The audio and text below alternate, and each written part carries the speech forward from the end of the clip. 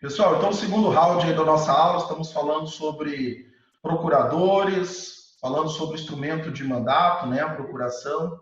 Vamos falar ainda também sobre o advogado atuando em causa própria e vamos finalizar ali falando sobre os direitos do advogado, tá? Estou fazendo uma aula bem completa, com material bem aprofundado para que o conhecimento seja cada vez mais difundido entre os senhores e que vocês saiam feras, feras mesmo, tá bom?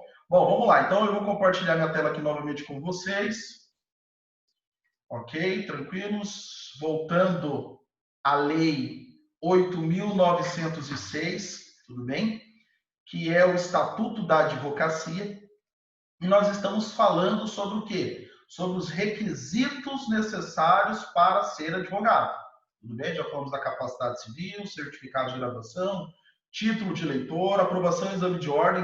O caso da aprovação de exame de ordem, meu deputado seu Vilmar lembrou, foi o doutor Julier. Depois quem pesquisar no Google lá vai encontrar a notícia, tá?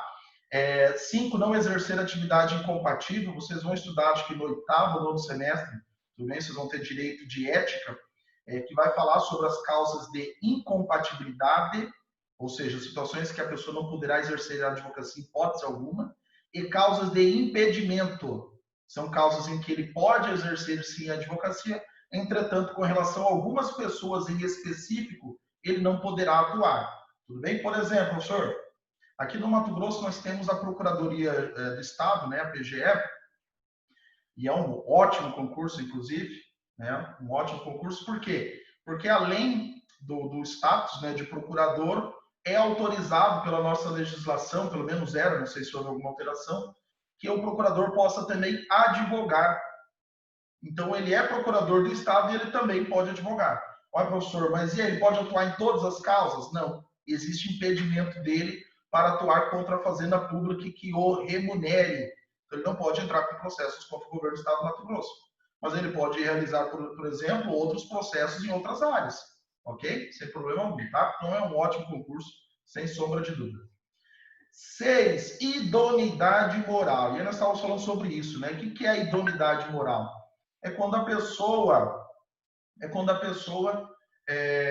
possui status moral suficiente de representar, conforme esperado, a imagem do advogado. Obviamente que nós sabemos que nem só existe mar de rosas dentro da advocacia, mas a ideia aqui é realizar uma filtragem, tudo bem? É realizar sim uma filtragem, não deixar que aqueles maus elementos façam parte, então, da nossa profissão, tudo bem? Aí você fala, poxa, mas o que é um exemplo de idoneidade moral? Imagine vocês uma pessoa que responda por crimes sexuais contra uma mulher, tudo bem?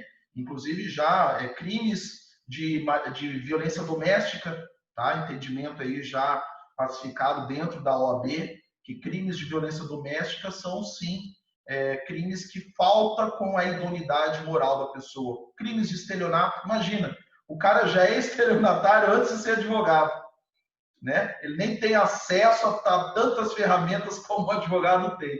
Imagina sendo advogado, né? 171. Então, pessoas como essa não possuem idoneidade moral. E olha só que loucura sobre esse assunto. O ministro Joaquim Barbosa, quando ele saiu do STF, ocorreu a aposentadoria, assim por diante, ele deu uma entrada na OAB de Distrito Federal para sua inscrição no quadro da advocacia. Ok? Tranquilos? Até aí tudo bem. Ele já tinha um direito adquirido, até porque a formação dele é antes, né, muito antes de 96, então ele já tinha um direito adquirido com relação à advocacia. Nem me recordo na história dele se ele chegou a advogar, acho que, ao que me lembro, ele era juiz de carreira, né? Enfim. E aí ele pediu, né, obviamente com a aposentadoria, ele foi dar entrada na sua OAB. Até porque, como nós já falamos em sala de aula, infelizmente o bacharel em direito, ele não pode exercer nenhuma função jurídica, ele não pode prestar nem mesmo consultoria. E para que o Joaquim hoje possa exercer uma função de consultoria, que é o que com certeza ele vai ganhar, ele deve estar ganhando bons honorários, porque imagina toda a expertise, todo o know-how que o cara tem, né? E ele pode dar um parecer, inclusive acompanhar algum julgamento, e com certeza ele deve cobrar por isso. Mas para ele fazer isso, obrigatoriamente ele precisa ser advogado.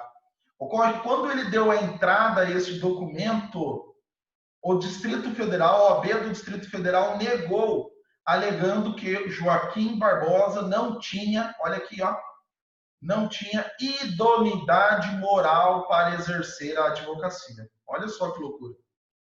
Me lembro quando deu essa notícia, foi em 2014, e aí existia, nossa, foi um burburinho aí na época, né? Várias pessoas discutindo, principalmente no meio jurídico, os motivos que levaram a OAB a indeferir, né, esta inscrição do Joaquim Barbosa.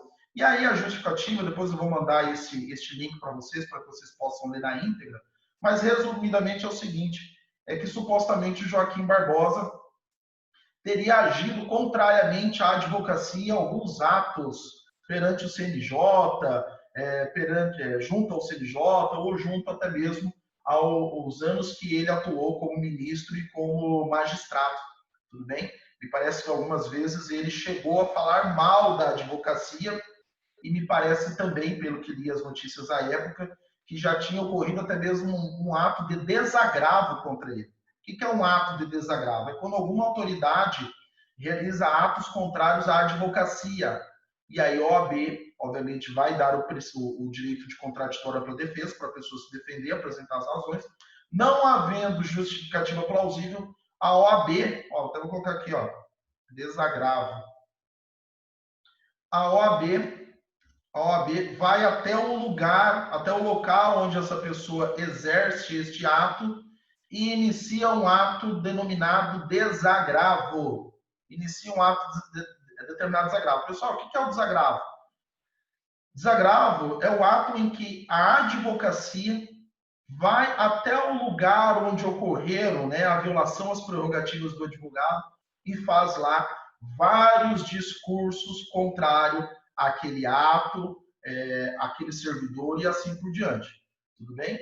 Então, esse desagravo público aí, bem na verdade, é o seguinte, a OAB indo na frente do estabelecimento com uma caixa de som, tudo bem? E proferindo palavras contrárias àquele servidor ou àquela pessoa que tenha realizado atos contrários, atos de ofensa, de violação aos direitos e prerrogativas do advogado. Tudo bem? Em outras palavras, pessoal, a OAB é barraqueira. A OAB é barraqueira. Ela vai lá, teve aqui em Sinop já alguns atos, tá, de desagravo, a qual também participei, e ela é barraqueira. Ela vai lá na frente com um caixa de som, um microfone, e chama todos os advogados para participar, e quem quiser falar, pode falar, vai ter voz ativa. Tudo bem?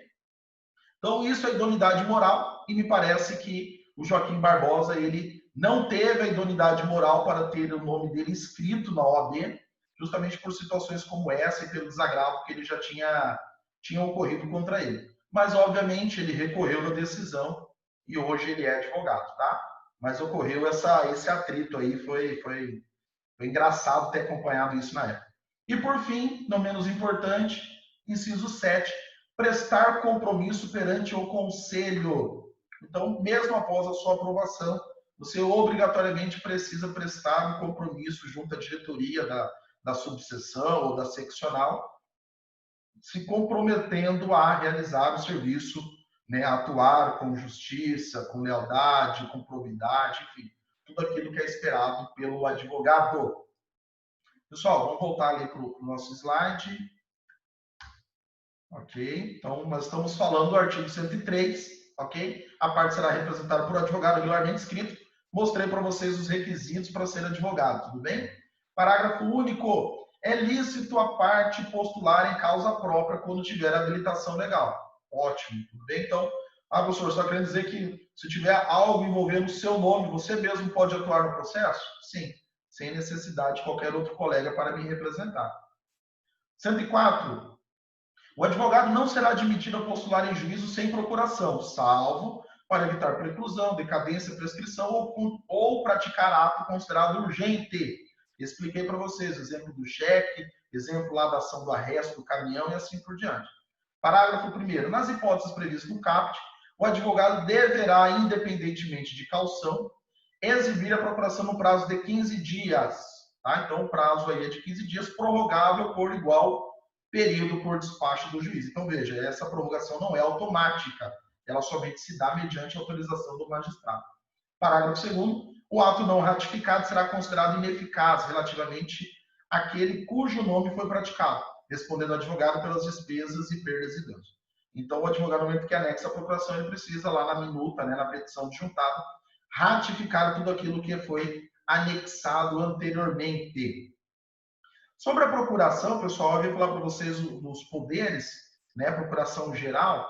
Em via de regra, o próprio Código de Processo Civil estabelece quais são os poderes para o foro em geral. Olha lá, artigo 105. A procuração geral para o foro, outorgada por instrumento público ou particular, assinado pela parte, habilita o advogado a praticar todos os atos do processo. Então, em via de regra, quando eu vou fazer a minha procuração, que é uma procuração ad judicia, eu vou colocar lá poderes para atuar no foro geral. Significa, em outras palavras, que eu posso atuar livremente no processo. Eu posso fazer juntada, eu posso acompanhar a audiência, eu posso participar de instrução, eu posso realizar recursos e assim por diante. Todos os atos para o bom andamento do processo já me são concedidos. Entretanto, alguns outros pedidos específicos, eu somente vou ter direito, somente vou poder realizá-los se tiver expressamente constante da procuração. Então, por isso que no artigo 105, ali ele tem, ó, exceto. Tá? Quem tiver com o vademécum na mão, aí passa um marca-texto ali no exceto, faz um sublinhado ali. Por quê? Porque a partir dali ele já altera de uma procuração geral para uma procuração com poderes específicos, né? Com poderes determinados, com poderes expressos. Olha lá, receber citação, em via de regra, advogado nenhum coloca isso, né? Justamente porque para que a citação ocorra pelo rito comum, a não ser que o advogado queira acelerar o procedimento, né? E aí ele já vai lá, anexa a procuração com poderes para receber, né, a citação e já se dá por citado, ocorrendo o que chamamos de comparecimento espontâneo. Tá? Nós vamos estudar isso no próximo semestre.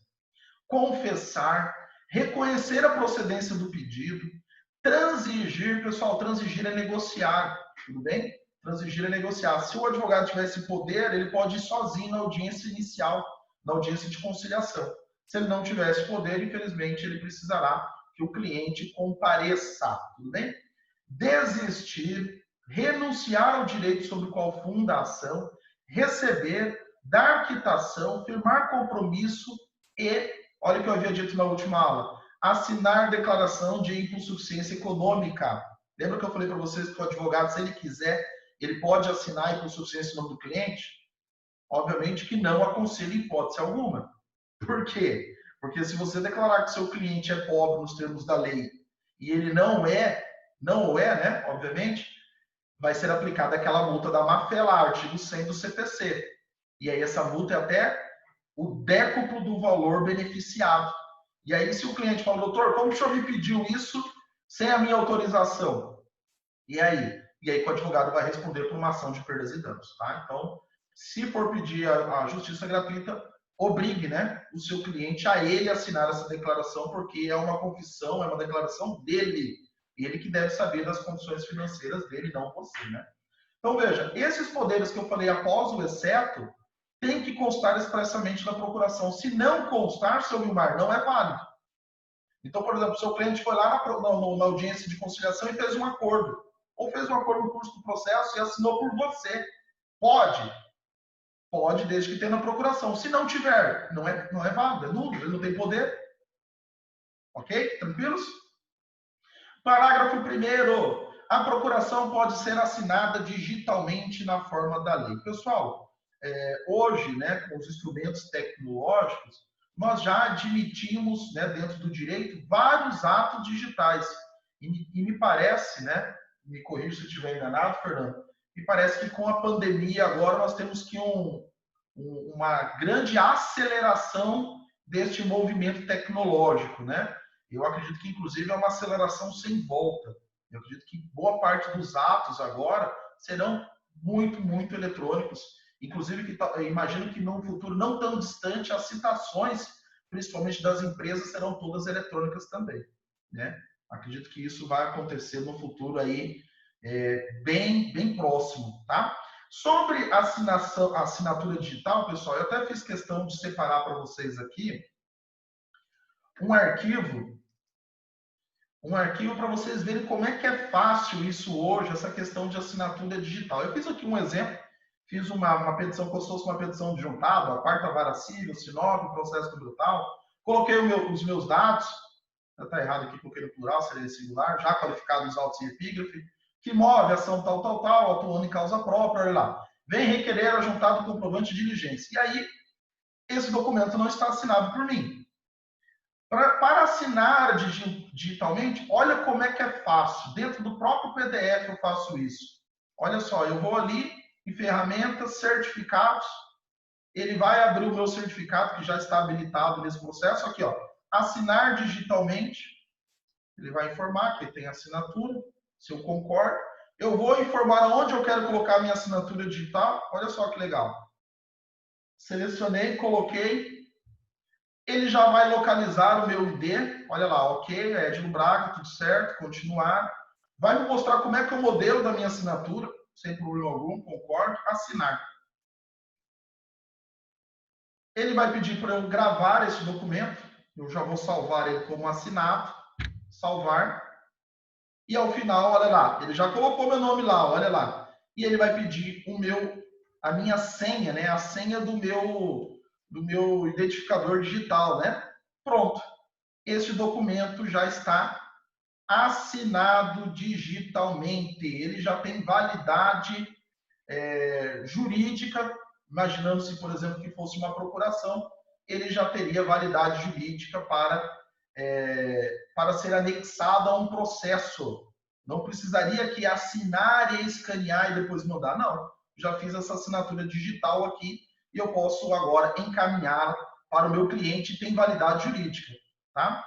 O de vocês é diferente mesmo, Patrícia. Patrícia e Fernanda, é diferente. Dentro do PJE, isso aqui eu estou fazendo, né, por exemplo, para um cliente que vai me mandar uma procuração. Eu pergunto para ele, olha, você já tem o token, você tem a identificação digital? Ele, eu tenho. E eu ensino ele como é que ele faz, ele já assina assim para mim, digitalmente, ok? Agora, não, ele não tem. Então, eu peço para ele vir aqui, assinar, eu escaneio e coloco no processo, tá? Mas eu volto a dizer, acredito que esse aqui seja o futuro, tá? Assinatura digital, tá? Porque ele vai ter lastro, ele vai informar quando que foi assinado, qual é o número do ID para identificar e assim por diante, tá? Por quê? Para não ocorrer falsificação, né? Para não ocorrer falsificação de dados, de assinatura e assim por diante. Então é bem legal, vocês viram aí que é bem facinho, depois quem quiser assistir de novo aí que vai conseguir aprender. Voltando aqui para os nossos slides. Você vê como que a aula está dinâmica, né? Voltando para os slides. Então, a procuração pode ser assinada digitalmente. Mostrei para vocês como ocorre essa assinatura digital, muito fácil, muito simples. Parágrafo 2º. A procuração deverá conter o nome do advogado, seu número de inscrição na ordem e endereço completo. Já vou mostrar um modelo de procuração para vocês. Parágrafo 3º. Se o outorgado integrar sociedade de advogados, a procuração também deverá conter o nome dessa, seu número de registro e endereço completo. Tudo bem? Nosso caso aqui no escritório, nós não temos ainda uma sociedade, um CNPJ, né? Nós não temos ainda uma inscrição, tá? Já estamos providenciando isso, mas ainda não. Hoje existe aqui uma associação de advogados, tá? Não uma sociedade. Parágrafo 4º. Salvo disposição expressa em sentido contrário, constante do próprio instrumento, a procuração outorgada em fase de conhecimento é eficaz para todas as fases do processo, inclusive para o cumprimento de sentença.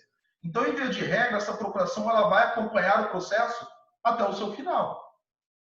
Professor, mas e se eu celebrei um contrato com o meu cliente e nesse contrato eu coloquei que somente atuaria até a sentença? E aí? E aí você pode abrir um tópico dentro da sua procuração e estabelecer o limite de atuação. Colocar que esta procuração terá poderes tão somente até tal ato, até a confecção de uma sentença, até um julgamento em acórdão, em tribunal de justiça, assim por diante. Tudo bem? Sem problema algum. Como eu já expliquei para vocês, então vou passar isso aqui um pouco mais rápido, existe a possibilidade de você estabelecer poderes especiais da procuração, que são esses poderes que nós acabamos de falar lá no artigo 105, né, depois do exceto. E é lógico, professor, mas somente esses, eu posso colocar algum outro poder a mais? Pode, sem problema algum, tudo bem? Tudo que você estabeleceu com o seu cliente, colocou e ele concordou, é válido, né? Tem validade jurídica sem problema algum. Lembrando, pessoal, que, né, o novo CPC, na verdade, desde 94, se não me engano, teve uma alteração do CPC anterior, que era o CPC de 73, que era o artigo 38, falava que a procuração precisava ter reconhecimento de firma. Desde muitos anos atrás, já teve essa alteração, que não é preciso, o advogado não precisa reconhecer a firma do cliente para a sua procuração, tudo bem? Até porque, pessoal, o advogado responde por todos os seus atos. Então, se ele falsificou algum documento, procuração e anexou no processo, a responsabilidade é dele, tudo bem? Então, ele que faça jus aí a essa responsabilidade.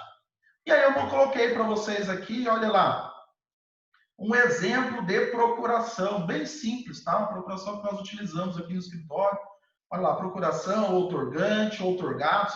Inclusive, mantive aqui a OAB nossa, verdadeira, não tem problema nenhum, até porque é documento público, né? Edilo Braga, Elisângela Marcari, Alex Alves, nós somos os 3 sócios aqui do escritório. O endereço do escritório. Poderes, olha lá, olha aqui por que eu fiz questão de colocar isso aqui para vocês? Porque eu coloquei poderes ad judicia et extra. Ah, professor, mas você tinha falado só de judiça, por que tem esse et extra? Porque significa que essa procuração tem poderes judicialmente e extrajudicialmente. Por exemplo, se eu precisar defender os interesses do meu cliente lá na Cepaz, lá na Receita Federal, lá no PROCON, com essa procuração eu tenho poderes para isso. E via de regra, sendo bem técnico, a procuração ad judicia, o próprio nome fala, para atuações em âmbito judicial. Então, para que você tenha poderes extrajudicialmente, é necessário que conste mais essas 2 palavras ali, et extra. Tudo bem? Então, tá lá, representar judicialmente, tal, propositura, em todos os graus de jurisdição, requerer, olha lá, em quaisquer órgãos ou repartições públicas, o que for de interesse dos outorgantes, podendo transigir, desistir, assinar, receber, dar, enfim, todos os demais poderes ali que nós entendemos ser necessários para realizar um bom serviço ao cliente. Aí você fala, professor, mas e se o cliente seu pede para tirar, por exemplo, ali, receber e dar quitação? Isso é problema algum, nós tiramos ali, não vejo nenhum problema, tá bom? Tá ali a data, nome, CPF, obviamente vai ter que ter a assinatura do cliente. Advogando em causa própria. Advogando em causa própria. Pessoal, o artigo 106, né, nós já vimos anteriormente que é possível, né? Parágrafo 1º lá do artigo 103, né, que é possível postular em causa própria. E aí o artigo 106 fala, olha, quando você atuar em causa própria, advogado, você precisa, incumbe, é um dever seu, fazer o quê? Declarar na petição inicial, na contestação, o endereço, seu número de inscrição na ordem dos advogados ou a sociedade da qual participa, para recebimento de intimações. Pessoal, muito simples, né? Vai constar o nome completo do advogado, o número da sua OAB e o endereço profissional. 2, comunicar ao juízo qualquer mudança de endereço. Então, se o escritório alterou de endereço, tem que informar o juízo. Parágrafo 1º. Se o advogado não cumprir com o disposto no inciso 1º, o juiz ordenará que supra a omissão no prazo de 5 dias. Pessoal, passo marca-texto ali, ó, prazo de 5 dias, antes de determinar a citação do réu, sob pena de indeferimento da petição inicial. Pessoal, nós vamos estudar indeferimento da petição inicial semestre que vem, tá? Quem tiver um pouco mais já aprofundado nos estudos, dá uma olhadinha lá no artigo 330 depois, inciso 4º, que fala as razões pelo qual o processo poderá ser julgado extinto por indeferimento. E ele está lá, não cumprir com as determinações do artigo 106 ou 321. Tudo bem? Olha lá, o senhor Moisés perguntou aqui, é obrigatório que ele seja filiado a uma sociedade? Não, não é obrigatório, não é obrigado, Moisés. Tá? Agora, se ele tiver compor alguma sociedade, e essa sociedade é de advogados, tá? Não é uma sociedade empresarial, ele precisa informar ali sim, tá bom? Agora, se ele não participar, no meu caso, eu não participo, então não preciso informar. Beleza? Parágrafo 2º. Se um advogado infringir o disposto no inciso 2, ou seja, não comunicar a alteração do seu endereço, não comunicar a alteração do seu endereço, serão consideradas válidas as intimações enviadas por carta registrada ou meio eletrônico constante dos autos. Então, se ele mudou o endereço e não informou, o problema é de quem?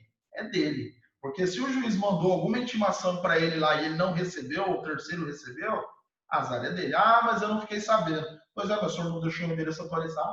Né? A justiça não é babá de ninguém, né? E por fim, não menos importante, finalizando nossa aula de hoje, direitos do advogado, da advogada. Pessoal, o artigo 107, ele traz uma breve exposição de alguns direitos do advogado. Alguns, tá? Por quê, pessoal? Porque o artigo 7º da Lei 9.000, da Lei 8.906, que é o Estatuto da Advocacia, vamos voltar lá? Quem tiver com ele aberto aí, volta lá, vale a pena. Olha lá, o artigo 7º, pessoal, nos traz aqui, salvo o melhor juízo, olha, 21 incisos dos direitos do advogado. Olha lá, artigo 7º, são direitos do advogado. Tudo bem? Exercer com liberdade a profissão, a inviolabilidade do seu escritório local de trabalho. Ó, do seu escritório local de trabalho, não a casa, hein? Né? Tivemos um colega aí que teve a apreensão de um fugitivo, né? Dentro da casa dele. Ah, meu escritório, negativo. Tá? Ah, professor, e o carro? Pessoal, o carro não é escritório. Ah, mas eu tenho uma impressora dentro, ó. A pasta que você carrega as informações do seu cliente, tudo bem. Até posso entender como extensão do seu escritório. Mas numa eventual batida policial de uma PRF, por exemplo, eles poderão olhar todo o carro sem problema algum, ok? Obviamente, ele não vai poder ter acesso ao seu tablet, ao seu notebook e assim por diante. A não ser que existam evidências, né, de um crime flagrante, alguma situação específica. Caso contrário, não, né? Comunicar com clientes, pessoal reservadamente, mesmo sem procuração, enfim. São vários incisos aqui. Quem depois quiser, né, quem já estiver aí dentro da área, atuando, né, estagiando, vale a pena você já começar a ler e entender um pouco mais dos direitos, né, e também dos deveres do advogado. Tá? Vou voltar lá para os slides. Então, antes, advogando em causa própria. Isso, olha lá. Então, são direitos do advogado, além de todos aqueles inseridos lá no artigo 7º, o artigo 7º-A. O artigo 7º-A é bem legal, depois dá uma olhada, que fala sobre os direitos da advogada. Tudo bem? Por exemplo, a advogada, quando está gestante, ela não pode passar sobre um detector de metais, ela terá que ter direito a um estacionamento, enfim, várias regras lá específicas para a advogada, tá? Advogada mulher. O advogado tem direito, olha lá, examinar em cartório de fórum e secretaria de tribunal, mesmo sem procuração, autos de qualquer processo, independentemente da fase de tramitação, assegurados a obtenção de cópias e registro de anotações, salvo quando, na hipótese de segredo de justiça, nas quais apenas o advogado constituído terá acesso. Pessoal, então, todo e qualquer advogado pode ter acesso a qualquer processo. Tudo bem? A qualquer processo. Exceto aquele processo que tramita em segredo de justiça. Aí você vai perguntar, professor, mas quais são os processos que tramitam em segredo de justiça? Abram lá o CPC de vocês, artigo 189. Quem tiver com o CPC aberto. Artigo 189. Olha lá aqui com o artigo 189 nos fala. Os atos processuais são públicos. Nós já estudamos isso, hein? Estudamos isso, o princípio da publicidade dos atos, lá no início do semestre. Os atos processuais são públicos. Todavia, tramitam em segredo de justiça. 1. Os que exigem interesse público ou social. 2. Os que versam sobre casamento, separação de corpos, divórcio, separação, união estável, filiação, alimentos, guarda de crianças e adolescentes. Então, isso aqui nós podemos resumir como direito de família e ECA, né? Estatuto da Criança e Adolescente. 3. Que conste dados protegidos por direito constitucional à intimidade. E 4. Que versem sobre a arbitragem, inclusive sobre o cumprimento de carta arbitral, desde que a confidencialidade estipulada na arbitragem seja comprovada perante o juiz. Então, nestas 4 situações, o processo tramitará, nessas 4 situações, o processo tramitará em segredo de justiça. Ou seja, somente terá acesso a esse processo os advogados devidamente constituídos. Tudo bem? Isso acontece muito lá na vara da família. Ah, doutor, eu quero ter acesso a um divórcio. Que o senhor é advogado? Não, eu só queria olhar. Não pode, doutor. Ah, mas como é que eu vou realizar o meu serviço? O senhor vai realizar o serviço do senhor juntando a procuração, juntando-se no estabelecimento. Né? Não pode, é segredo de justiça, envolve questões de pessoalidade, questões de família, questões de criança. Então tem que sim, obviamente, ser respeitada esta regra. Inciso 2. Requerer como procurador vista dos autos de qualquer processo pelo prazo de 5 dias. Tudo bem? Então o advogado poderá ter acesso ao processo ali, dependente da fase que ele se encontra, pelo prazo de 5 dias. 3. Retirar os autos do cartório da secretaria pelo prazo legal, sempre que neles lhe couber falar por determinação do juiz. Aí você vai falar, professor, prazo legal aqui 5 dias? Não, é o prazo legal que o juiz estabeleceu, ou que a própria lei estabelece. Por exemplo, o réu contestou a ação. Eu sou intimado para apresentar impugnação. Lá pelo artigo 350 e 351, o meu prazo legal é 15 dias. Então, significa que posso ficar em cargo com esse processo por 15 dias. Professor, mas pode ficar a mais que isso? Não, já vamos chegar lá. Parágrafo 1º. Ao receber os autos, o advogado assinará carga em livro ou documento próprio. Obviamente, pessoal, isso somente vai acontecer se o processo for físico. Se o processo for físico. Se o processo é eletrônico, como é que você vai fazer carga do processo? O que é a carga do processo? É você pegar o processo e levar embora, levar contigo, levar para casa, levar para o seu escritório. Se é eletrônico, você não vai fazer carga. No máximo, você vai fazer um download dele. Tem a ferramenta lá bem fácil de você acessar e fazer um download. Obviamente que o sistema PJE, todos os acessos que você faz no processo, ele consta lá. Tá? Ele registra isso. Parágrafo 2º. Sendo prazo comum às partes, os procuradores poderão retirar os autos somente em conjunto ou mediante prévio ajuste por petição dos autos. Então, o juiz dá um prazo de 15 dias para mim e para o Moisés se manifestar sobre documentos tal. Eu não posso lá pegar o processo e levar para o meu escritório. Por quê? Porque os 15 dias é prazo comum tanto para ele como para o Moisés. Não é justo eu pegar o processo e ficar com ele lá no escritório se o Moisés não vai ter acesso. Então, o que pode acontecer? Pode ocorrer o que chamamos de carga rápida. E carga rápida é rápida. Em via de regra, você tem que realizar ele e entregar no mesmo dia que fez a carga. Então, eu vou lá no fórum, faço a carga às 3 horas da tarde, no máximo às 6 horas, 19 horas, eu tenho que devolver ele ao fórum. Não posso levar para o escritório e querer entregar ele no outro dia. Tudo bem? Já vamos falar sobre as consequências disso daqui a pouco. Olha lá, na hipótese do parágrafo 2º, carga rápida, tá? É lícito ao procurador retirar os autos para obtenção de cópias pelo prazo de 2 a 6 horas. Então, veja, eu posso lá buscar meio-dia, 1 hora, e entregar no máximo até as 18, 19 horas. Independentemente de ajuste, sem prejuízo da continuidade do prazo. E olha lá o que eu falei para vocês sobre a perda do prazo, né? Parágrafo 4º. O procurador perderá no mesmo processo o direito a que se refere o parágrafo 3º, se não devolver os autos tempestivamente, salvo se o prazo for prorrogado pelo juiz. Pessoal, muito feio, né? O colega que faz carga do processo e não devolve. Aí entra o serviço do nosso amigo Fernando. O juiz, né, vai intimar o advogado para realizar a entrega do processo no prazo de 24 horas, não entregando o Fernando carinhosamente, com essa carinha dele feliz, carinhosamente, vai lá no seu escritório. Olha que coisa feia, gente, que coisa, né, deselegante, né? Olha só, o colega recebeu a presença de oficial de justiça para buscar um processo que não foi entregue. Muito feio, né? Tomar o máximo de cuidado para que isso não aconteça. Tudo bem, pessoal? Tá? Então, o advogado que não entregar o processo, ele vai perder o direito de acessar este processo novamente. Tá? Ele não vai poder mais fazer carga dele. Ele vai poder olhar somente lá no gabinete, lá na secretaria. E, por fim, parágrafo 5º, disposto no inciso 1º, aplica-se integralmente a processos eletrônicos. E aí vamos voltar ali, o inciso 1º fala que acesso ao processo. Você poderá ter acesso a todo e qualquer processo, mesmo sendo eletrônico. Tudo bem? Exceto as situações de segredo de justiça. Meus amigos, era isso que eu havia preparado para vocês hoje. Falta somente 2 minutos, 3 minutos para terminar essa aula.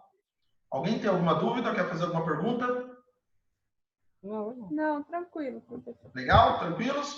Esse slide, pessoal, essa aula eu vou postar lá no YouTube e esse slide eu vou postar lá no SAF, lá no portal de vocês, tá bom? Tá bom. Obrigada, professor. Meus amigos, obrigado eu, que agradeço, viu? O carinho de vocês e a presença de todos. Tenham uma ótima semana. Fiquem com Deus. O senhor também. Tchau. Tchau, tchau.